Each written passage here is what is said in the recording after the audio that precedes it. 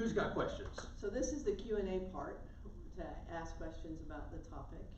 And you were asking just in general about radical acceptance, and you were talking about how radical acceptance is what we didn't make that term up. No. It's in a lot of different places, but it is about accepting all aspects of yourself. The bad, the good, the bad, and the ugly, accepting it all, embracing it all, and including it all in who you are. And in reality, ceasing to call it good, bad, or ugly, because it just is. And what I was saying that I know Tricia wanted on this, that I was saying before the recording came back on, but ultimately enlightenment is nothing but unconditional acceptance of everything as it is. You don't try to change it, you don't try to fix it, you just recognize it is as it is. I am consciousness simply watching this play out. It's not personal, it's not about me. As a matter of fact, ultimately, there's not even a me. I'm just consciousness looking at this, assuming it is a point in which I can look through. That's it. The avatar playing in the game. Yep.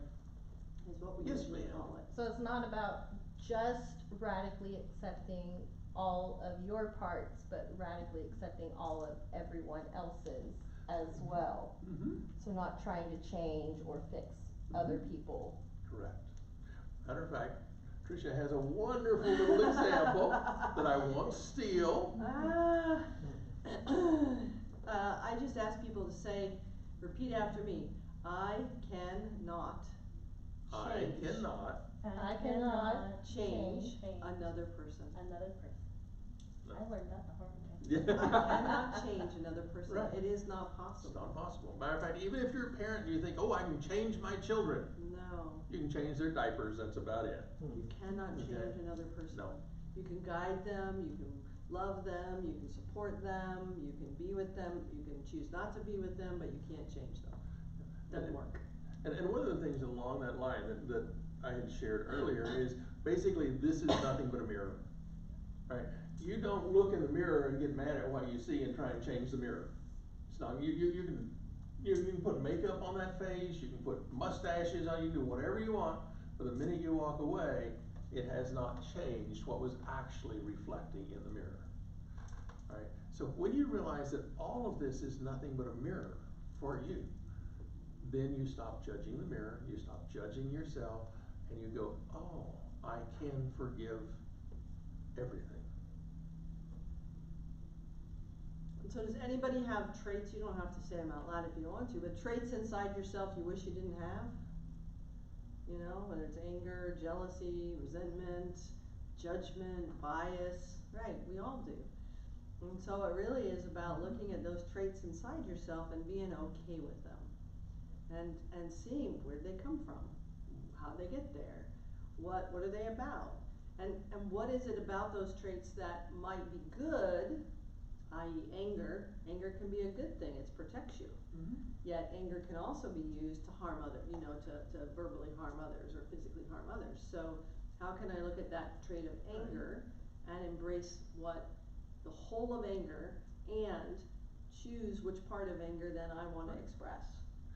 Because, and since you're talking about anger can be a huge motivator for you. It can be, it's got a lot of energy to it, folks.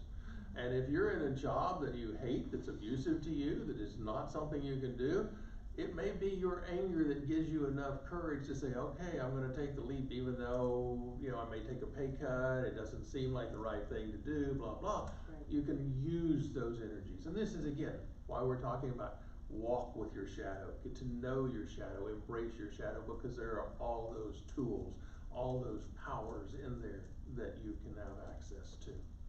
Yeah, you don't want to throw them out. Mm-hmm. You want to find out what's good, what's helpful, what's beneficial, and embrace it. Yeah. Not get rid of it. Great. All right, other questions? Are you psychiatrists or psychologists? Psychologists. Okay. And while our degrees are psychologists, we did never get licensed as that. We went through the process of short-circuiting and going to licensed professional counselors, which we have both been for over 30 years, and supervisors as well. Which means we could do anything a psychologist could except, you know, projective testing, which means we can't do the ink blot test. So my question regards medication.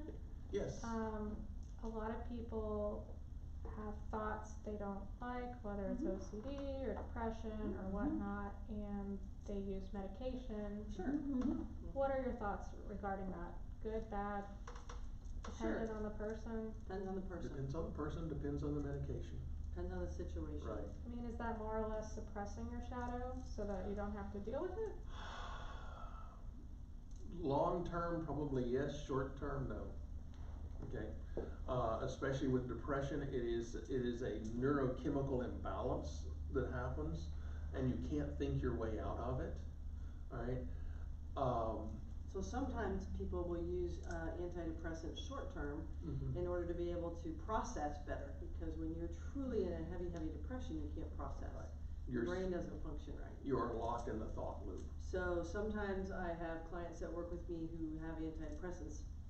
I see why you asked if we're psychiatrists, so we can't prescribe, but we understand the world of psychotropic drugs, because a lot of clients we see have taken or are taking some kind of prescription drug. And we had to take multiple classes in psychopharmacology too.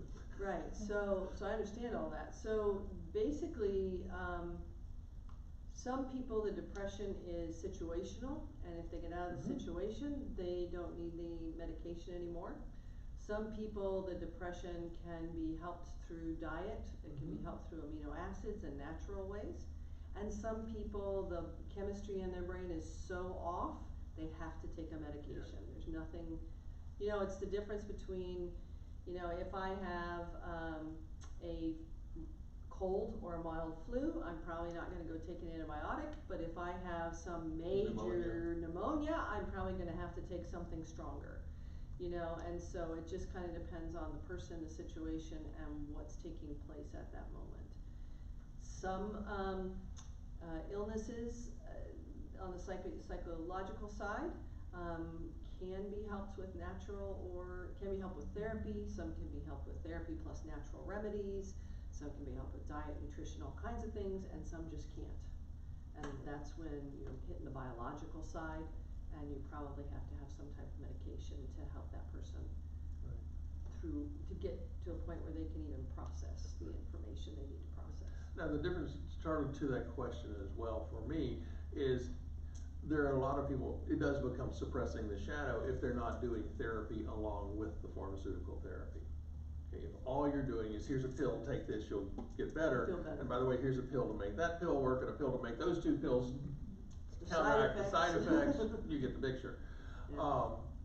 But if you're doing it, if you're taking the medication and doing therapy, you're still going to go inside, you're still going to look at those issues, you're still going to allow those things to come up. You're not trying to suppress, okay? That's at least just Does that my answer the opinion. question? More than you cared to know? Anything else about that? No, thank you. Yeah, and again, some people, the medication is required. Right. I wish it wasn't, but it just is in the way their body works. Just out of curiosity, is that maybe when you're, you know, doing all those diagnostic tests, why they ask about your family history, your mom, your dad, do these people have this, to see You're where looking it comes from? genetic patterns. Genetic patterns Right. have a lot to do with Right. the chemistry of it. Yes. Yeah, and if it's not actual genetic patterning, it may be epigenetics that had took place in your parents' or grandparents' lives that altered something in the line going forward. But then that's DNA, Yeah. so that's in your genes. And there's some things you can do to offset that, but it is genetic. There are some mental disorders that are genetic. Alright, anything else about shadows? I think one of the things that people are often surprised about when we talk about shadow work is, again, that whole concept that we're not trying to get rid of or cast anything out. And that's not what the normal metaphysical community usually talks about, and so that's why we're saying we're kind of coming from a different perspective. Yes?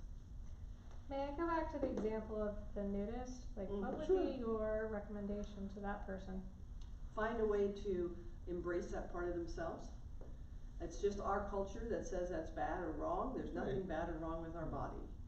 And so it would be find a nudist colony to go to or be a part of, find a community that we Walk can around relate your house to. naked.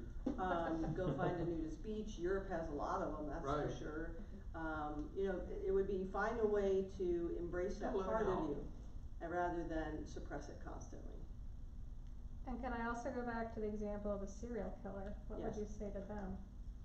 Did we use the example of a serial killer? You brought it up. I don't think I used I those think there was words. another day, but yes. What would I say to In someone? what way? Yeah. In what way? What are you asking? Ask the question differently, please. If a serial killer came to you Mhm. and wanted to embrace their shadow, Mhm. what would They you say already to them? have, if they are a serial killer. They've already, if there's someone who's actively acting out on that, Right. then they have their shadow has taken control. Right. Basically. So what we're looking at are ways that you could embrace your shadow in healthy manners. Right, before the fact of Before you becoming get to a be serial a serial killer. killer. Right, now, if the serial killer comes to me and he's sitting there, or she's sitting there talking to me, and they're saying, I really wanna move beyond Right. this, then I can go, okay, what are some ways that you can have the experience, you know, whatever it is that you're getting from the killing in a healthier way. And you So- begin to look at, then the shadow almost becomes the healthy part of them, that they have submerged, and you have to allow that to come up. Bring the healthier The things forward. compassion. And it's also about, dealing with what brought them to that point. So Right. that goes back to some psychotherapy. So you would want them to look at what happened in their life that brought them to that point. Okay. Now, there is also, sociopath Yeah, let me go somewhere and first. psychopaths, Yeah. which are considered more probably genetic problems, Mhm. just FYI. You're not gonna work your way out of those two. So then that's more of a genetic thing. I'll be honest, I have never worked with someone who was truly a serial killer. No. Alright, I have worked with military people who have a high kill count. Alright, now, that's parsing terms, because the reality is if you've killed more than one person, that makes you a serial killer. Right, even if you do it for your country.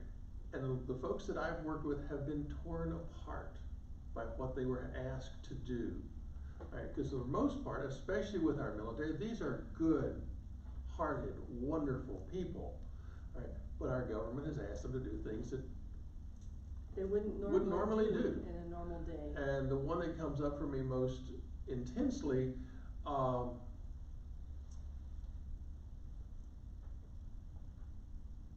had compartmentalized or stuffed down so much because he literally believed he had no soul left.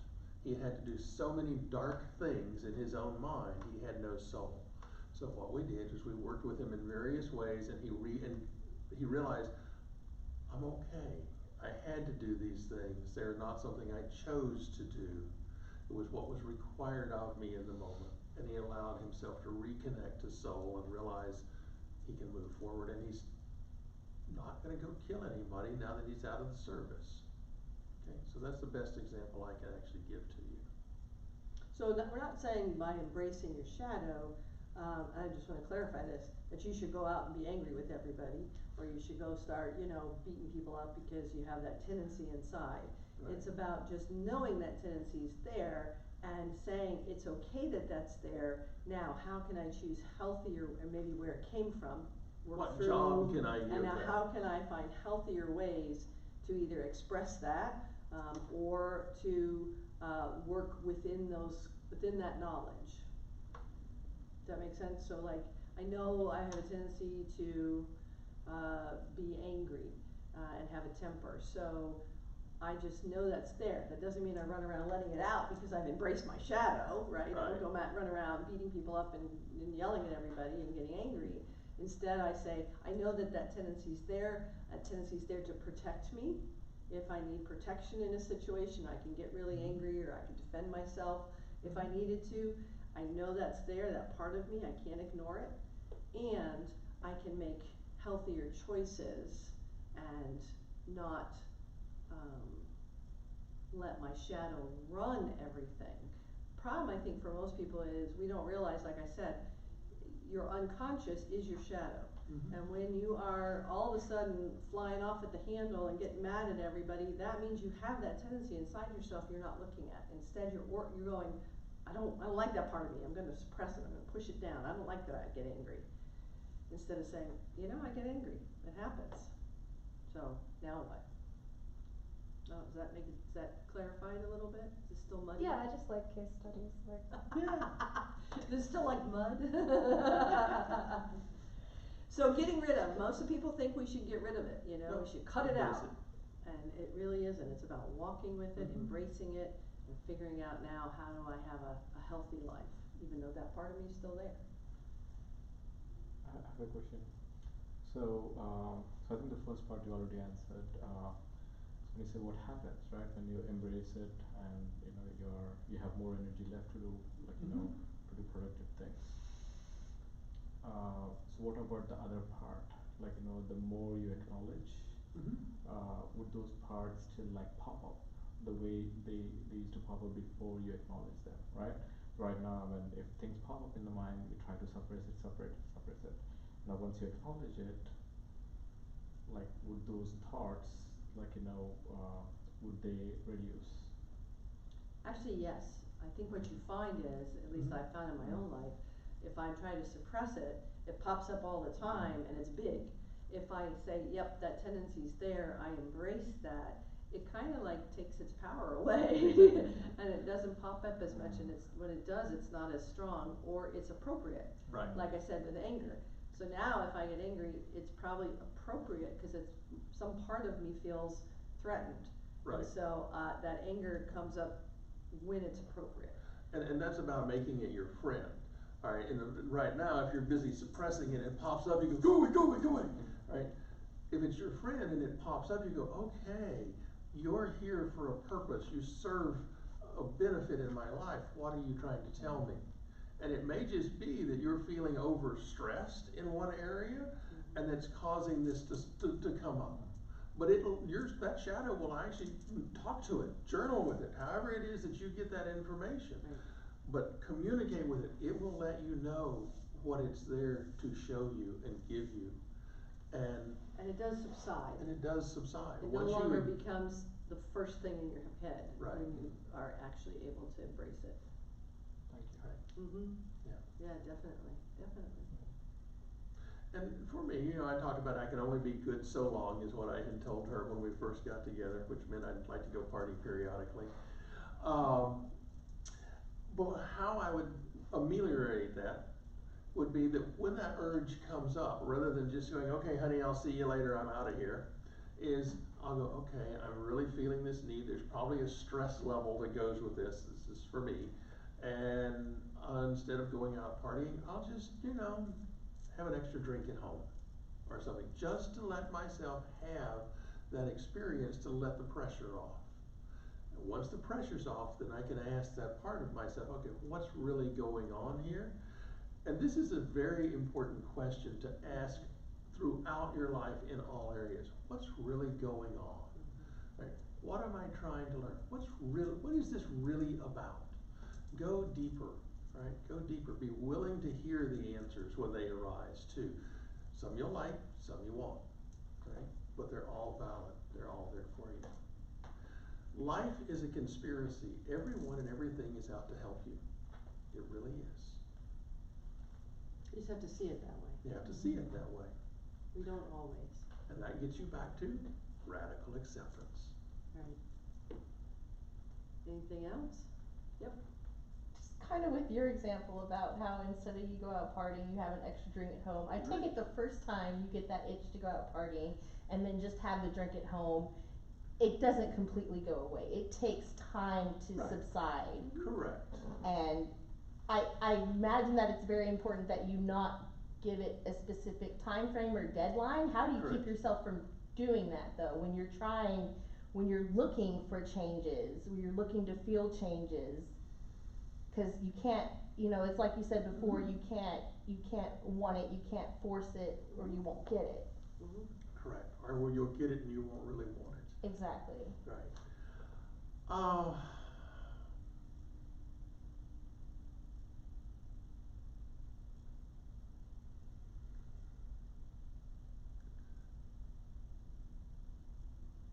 to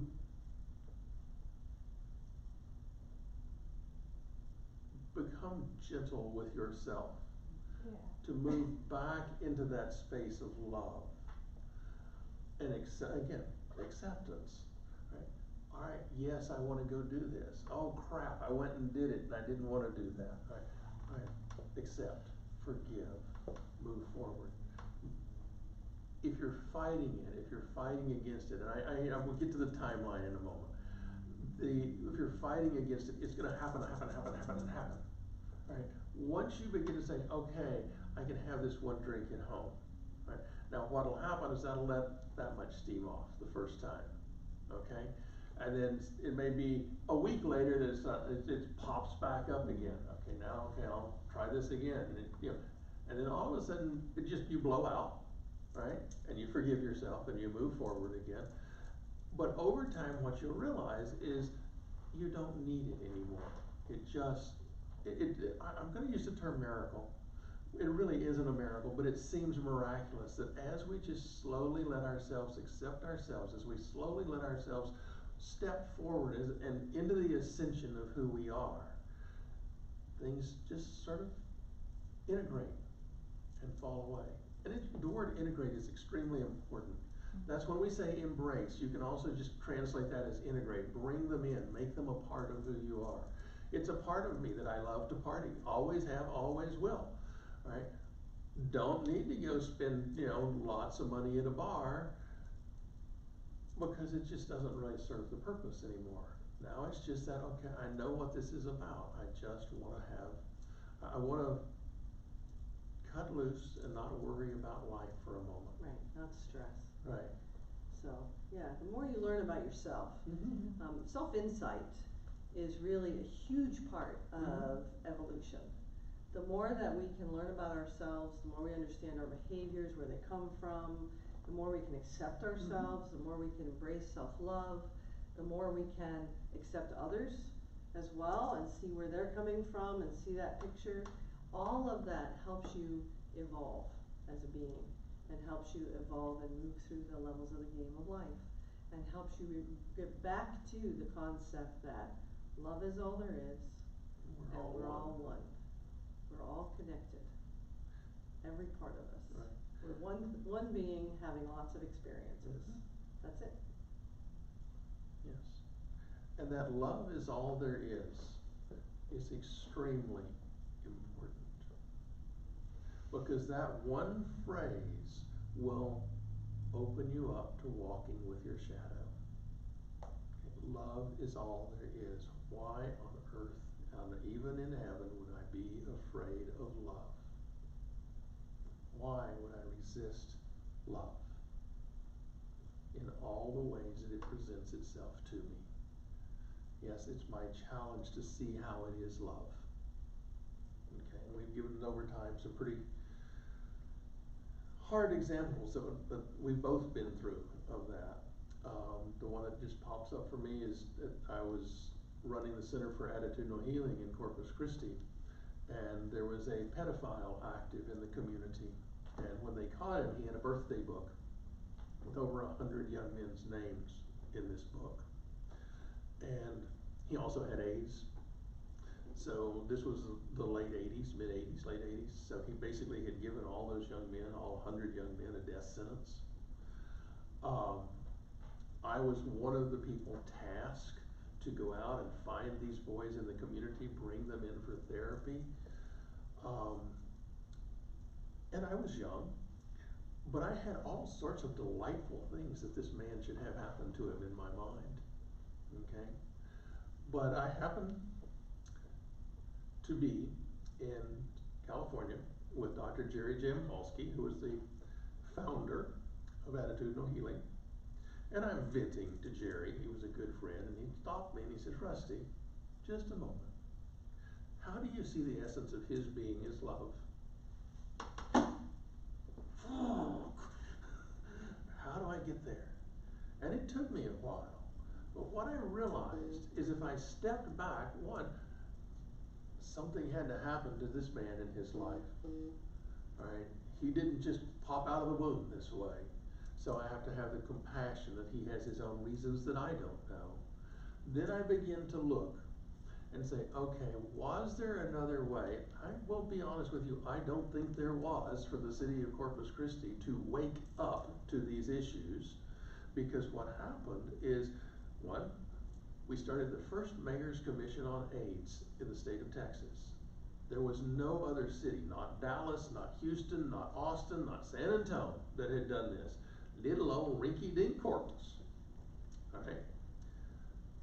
Mayor's Commission brought together the churches, both Protestant and Catholic.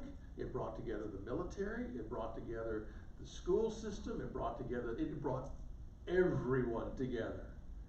And we had to address, yes, this happens in our community. Yes, we need to be talking to our children in schools about sex education, about illness education, and all those things started to take place. Corpus started the first AIDS hospice at that point. And none of that would have occurred had not this yucky, awful behavior taken place. Now, if I really go to oneness with you, and this is where I got to, this being, this spark of God, was willing to put himself in the role of the dark so that the light could show up. That's your shadow.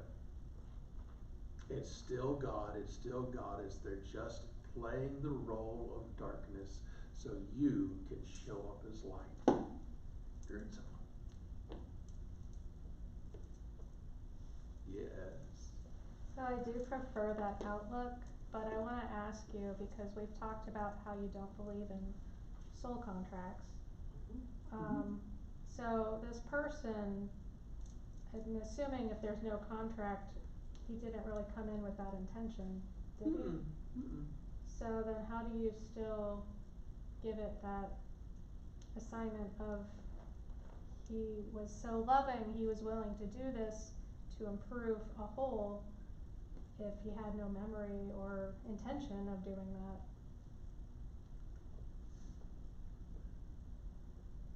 He had no intention and had no memory. Source is what came in to play the role.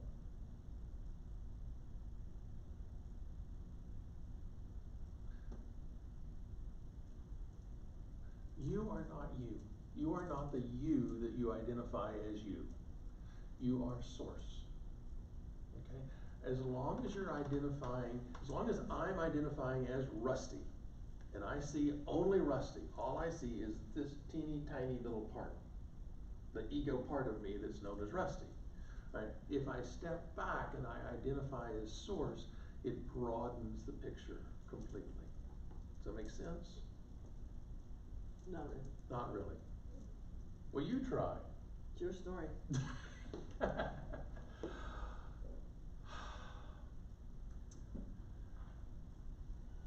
Soul contracts makes it sound as if you as an individual existed in source. You don't. Right? You as source exist in source. You appear to exist as an individual here. Right? You're still source. But you have to work through a lot of other things to remember your source. You have to basically awaken and remember your source. Once you get that peace, once you get that you're not your body, you're not your behavior, you're not your thoughts, you're not your emotions. I don't know if you were here when we talked about that. There's a whole process in both Buddhism and Hinduism called what I refer to it as neti. Not this, not this, not this. And you're just looking at all the things that are not you. All right? I'm not my anger, I'm not my love, I'm not my body, I'm not my thoughts. I'm not those things, but I appear to be. Right? But who I am is source. And I know that it's hard, all of us, when we get to this point, talk in circles because it's so hard to define that which is undefinable. It's so hard to quantify that which is unquantifiable. So I don't know if that's helpful or not. Keep asking questions and I'll see if I can find the right words. Was there another comment or question? No? Anything else? Anything else? So you could say that the person in his example had a shadow self that they were living from. Mm-hmm. So they didn't, as I said, it's not about living from your shadow, it's about embracing, knowing it's there, and still making choices as to how you want to live your life. And that being chose to live from their shadow, much like Right. your other question was a serial killer. They're choosing To live in that shadow. unconsciously, probably, to be their shadow, to totally be that, and to not be the other side. And so it really is to understand that no one is completely dark. Most people would say evil, bad, whatever. No one is completely that way, no matter who they are. That we all have all aspects inside. It's just what we're talking about today is not pushing away the parts of you you don't Right. want to face, and instead being willing to embrace all aspects of who you are. Right. And We're certainly not condoning serial killing or pedophilia, or so. pedophilia, no, we're not saying those are good things or that you should No, embrace that no. part in terms of live from that space. Right. I'm not gonna embrace anger and all of a sudden live my entire life being angry. It truly is about finding compassion Mhm. for yourself and Mhm. for others. It's about finding complete and total compassion for where they came from, who they are, and who you are and where you came from. And compassion is probably the key to all of it. You've given me a lot to think about. Good, that's really our, And that's as really we've our said- plan. And as we've said, you do not have to No. agree with us. Don't have to You do believe not a have word to of believe it. what we say. Just put it in your head and see if some piece of it or some part of it fits in your story. And try it. If it works for you, keep it. If it doesn't, chunk it. I got no ego attachment to this. No, right. All right, well, thank you all very much for coming, we really appreciate it, and thank you for all your Yes. great questions. Yeah, I love the questions. I love the Q&A far more than sitting here talking to folks. We go all over the board, right? Ready? Yeah, sure, thank you.